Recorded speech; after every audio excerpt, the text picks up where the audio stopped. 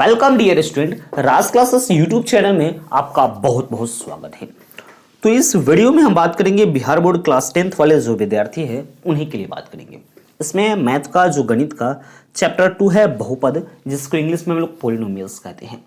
इसी का हम लोग इंपॉर्टेंट फार्मूला जो है, महत्वपूर्ण फार्मूला, कुछ बेसिक चीजें, उसके बारे में हम इस वीडियो में डिस्कस करेंगे। इससे पहले वाले वीडियो में हम लोग चैप्टर फर्स्ट वास्तविक संख्या है उसके बारे में डिस्कस किया था। अगर जो उस वीडियो को आपने नहीं देखा है तो जल्दी से जल्दी डिस्क्रिप्शन में उसका लिंक दिया है, लिंक पर जाकर उस वीडियो को देखिए और उसमें जितनी महत्वपूर्ण चीज़ों को मैंने बताया है, फॉर्मूला को बताया है, जिससे आप थोड़ा बहुत, अगर से पूरी चैप्टर्स नहीं आते हैं समझ में, तो फार्मूला को भी, फार्मूला आपको पूरी अच्छी प्रकार से मेरे दोस्त याद भी हो जाएगी और चैप्टर समझने में आपको बहुत ही बहुत आसान होगा। क्योंकि कोई भी चैप्टर का अगर जब बेसिक चीज, किसी भी चीज की बेसिक नॉलेज आपकी जानकारी हो जाती है, बेसिक प्राप्त जानकारी हो जाती है, तो आगे की चीजों को समझना बहुत ही आसान हो जाता है। तो चलिए मैं आपको पूरा बेसिक जीरो लेवल से यहाँ पे आपको समझाने वाला हूँ और यह फॉर्मूला भी इसमें देने वाला हूँ, जिससे आपको 2-3 नंबर भी क्लियर यहाँ पर हो जाएंगे मेरे दोस्त। तो पहले हम लोग समझते हैं चर राशि क्या होता है। तो वैसे राशि, चर का मतलब कि जिसका मान बदल जाता है। कोई भी राशि लेते हैं जिसका मान बदल जाता है, जो बदलते रहता है, उसको हम लोग कौन सी राशि कहते हैं? तो चर राशि। एग्जाम्पल के लिए एक्स वाई जेड, इसका मतलब समझिएगा कि अगर जो x - 2 = 0 है तो x का वैल्यू 2 आता है, यानी x का वैल्यू 2 आ गया। यह तो संभव नहीं है मेरे भाई कि विश्व में जितना समीकरण होगा सब में x का वैल्यू कितना है? 2 आई। ये तो संभव नहीं है। इसका मान बदलता है, समीकरण बदलने पर उसका मान बदलता है, इसीलिए इसको हम लोग चर राशि कहते हैं। एक्स वाई जेड को लेते हैं, ठीक है। ये चीज तो आपको आ गई है समझ में। फिर हमें समझना है अचर राशि। अचर राशि क्या है? वैसे राशि जिसका मान नहीं बदलता है, जिसका मान नहीं बदलता है उसे अचर राशि कहते हैं। जैसे सभी वास्तविक संख्याएं, अगर यह 2 लिखा हुआ है, आज हम लोग 2 पढ़ेंगे और मरते दम तक भी इसको 2 पढ़ेंगे। आने वाला जनरेशन जो आपका है, आने वाली पीढ़ी है, वह भी आपको इसको कितना पढ़ेगा? 2 ही पढ़ेगा, 2 पढ़ेंगे मेरे दोस्त, ठीक है। फिर आ जाता है हमारे पास बीजगणितीय पद, जिसको इंग्लिश में हम लोग एल्जेब्रिक टर्म्स बोलते हैं। तो बीजगणितीय पद क्या है? तो चर, चर कहने का मतलब कि एक्स या वाई ले लिए, चर अथवा अचर, एक 8 ले लिए। चर अथवा अचर राशि का जो गुणनफल आता है, इसी को हम लोग क्या कहते हैं? तो बीजगणितीय पद कहते हैं। x में 8 से गुना करेंगे, 8x आएगा। यह जो हमारे पास आएगा इसको हम लोग बीजगणितीय क्या कहते हैं? तो पद कहते हैं। अब आता है बीजगणितीय पद का गुणांक। तो बीजगणितीय पद के गुणा में जो उपस्थित होगा क्या?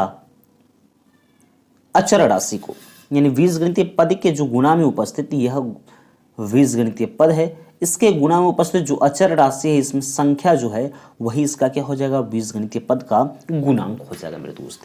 फिर आता है बीजगणितीय पद का घात। मैं यहाँ पर उम्मीद कर रहा हूँ कि आप सभी को यह अच्छे प्रकार से समझ में आ रहा होगा। अगर ये चीज़ आपको नहीं समझ में आ रही है, इस वीडियो को 2 बार करके देखिए, क्योंकि मैं थोड़ा सा फास्ट बोल देता हूँ, ठीक है। हमें बीच बीच में उतने याद नहीं रह पाते हैं, हमें स्लो बोलने के लिए मैं फास्ट बोल देता हूँ, जिससे आपको समझने में थोड़ी परेशानी हो सकती है।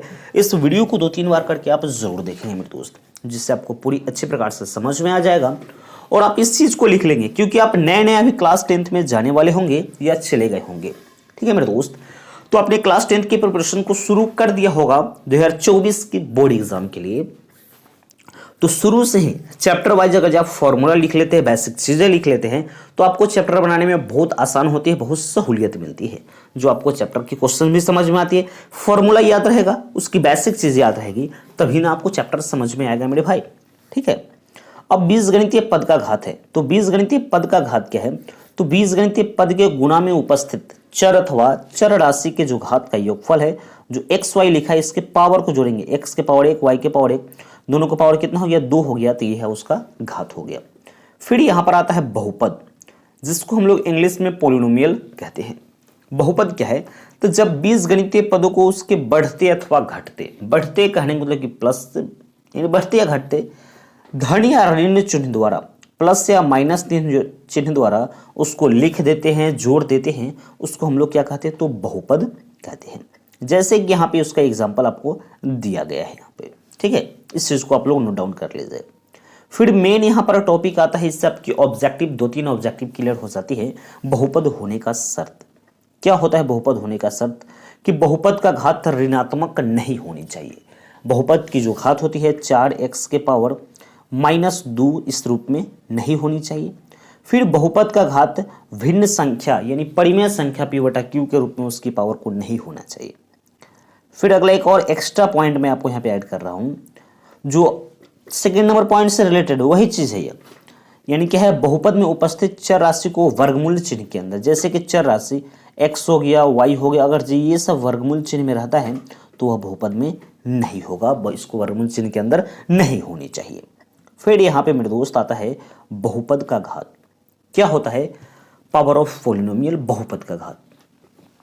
तो बहुपद में उपस्थित अधिकतम घात वाले जो बहुपद दिया हुआ है, इसमें सबसे ज्यादा घात वाला जो संख्या है, सबसे ज्यादा घात है, वही बहुपद का क्या होगा? तो बहुपद का घात होगा। अब यहाँ पर बहुपद का प्रकार है, तो एक आता है पद के आधार पर, एक आता है घात के आधार पर।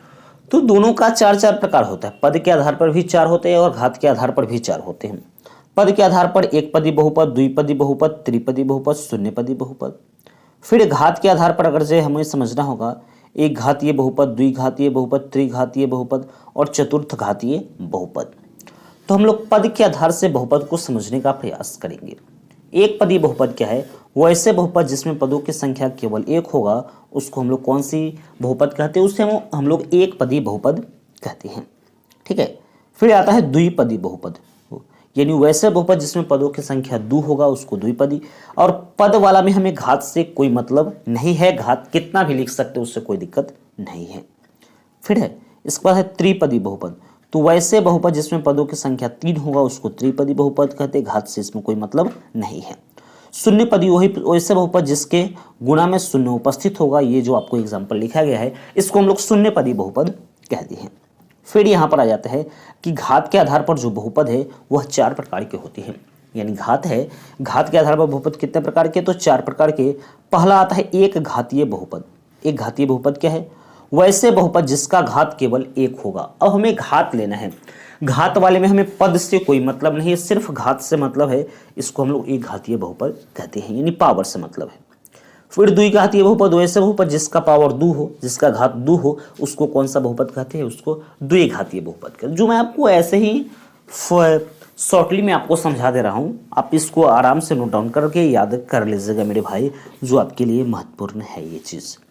त्रिघातीय बहुपद में हम लोग जानते हैं कि इसमें पदों की संख्या कितनी होती है? इसमें पदों की संख्या 3 हो, घातों की संख्या 3 होती है, उसको त्रिघातीय बहुपद कहते हैं। चतुर्थ घातीय में घातों की संख्या 4 होती है। ये चीज़ को आपने समझ गया है। फिर यहाँ पर एक इंपॉर्टेंट टॉपिक हमारे पास आता है, द्विघात बहुपद के शून्यकों और गुणांकों के बीच एक संबंध आती है। शून्यकों को योगफल यानी alpha plus beta minus b बटा ए यानी माइनस एक्स का गुणांक बटे एक्स स्क्वायर का गुणांक होता है। ठीक है। फिर शून्यकों का गुणनफल यानी सी बटा ए अचर पद बटा एक्स स्क्वायर का गुणांक। अब यहाँ पर होता है कि शून्यक अगर से ज्ञात हो, यानी अल्फा और बीटा का मान हमें मालूम रहेगा, तब हम लोग द्विघात बहुपद को किस तरीका से बना देंगे, यानी आंसर मालूम हमें क्वेश्चन बनाना है। ये क्वेश्चन उसी तरह से है, ये फॉर्मूला। तो इस फॉर्मूला को क्या लिखते हैं हम लोग? एक्स का square minus alpha plus beta, जो शून्य दिया हुआ है इसे एक बार जोड़ लीजिए और एक बार शून्य को गुणा कर लीजिएगा, यही आपका द्विघातीय बहुपद हो जाएगा। और त्रिघातीय बहुपद निकालने के लिए एक्स का cube minus alpha plus beta plus gamma into x का square, alpha beta beta gamma alpha gamma into x minus alpha beta gamma. इस फॉर्मूला को जरूर से जरूर याद कीजिएगा। ये फॉर्मूला आपके बोर्ड एग्जाम में पूछ देते हैं, ये इससे रिलेटेड आपके क्वेश्चंस को पूछते हैं। अब इससे संबंधित कुछ पद है इसमें, alpha plus beta plus gamma बराबर माइनस बी बटा a, alpha beta beta gamma alpha gamma बराबर c by a, alpha beta और गामा इंटू है तो माइनस डी बटा ये होता है।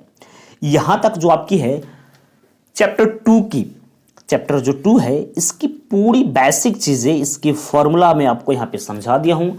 इस चीज़ को पूरा आप नोट डाउन कर लीजिएगा और आपकी बोर्ड एग्जाम के लिए सबसे ज़्यादा भी महत्वपूर्ण रहेगा। चैप्टर बनाने में भी आपको सहूलियत मिलेगी और चैप्टर को समझने में भी, क्योंकि इस वीडियो को आप 2 बार 3 बार करके ज़रूर देखेंगे मेरे दोस्त, जिससे आपकी पूरी डाउट्स क्लियर हो जाएंगी। इस चैप्टर से रिलेटेड कहाँ पे आपको दिक्कत हो रही है, कहाँ पे फंस रही है, और चैप्टर को एक 2 बार प्रैक्टिस कर लीजिएगा, पूरा डाउट्स आपको क्लियर हो जाएंगे मेरे दोस्त, क्योंकि अभी से प्रिपरेशन करेंगे तो आप एक अच्छे रैंक पर एक बेहतर रिजल्ट और अपने आप को नॉलेजेबल बना पाएंगे मेरे दोस्त। ये वीडियो आपको कैसा लगा है एक बार हमें कमेंट सेक्शन में कमेंट कर जरूर बताइएगा। अगर जब आप हमारे चैनल पर अभी नए हैं तो चैनल को सब्सक्राइब कर लीजिएगा, बेल नोटिफिकेशन को ऑन कर लीजिएगा, ताकि मेरे वीडियो का नोटिफिकेशन मेरे दोस्त सबसे पहले आपको मिलता रहेगा। तो मिलते हैं नेक्स्ट वीडियो में, तब तक के लिए मेरे दोस्त जय हिंद।